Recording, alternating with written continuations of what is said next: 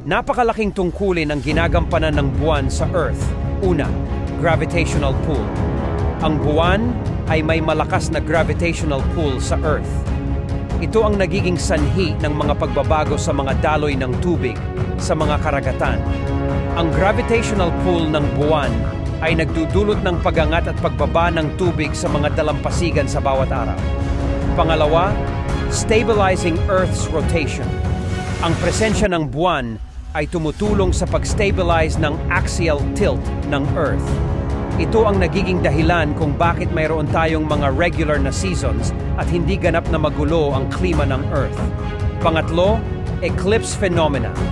Ang buwan ay nagiging bahagi ng mga solar at lunar eclipse. Sa solar eclipse, ang buwan ay nagtatago sa araw. Samantalang sa lunar eclipse, ang buwan ay pumapasok sa umbra o anino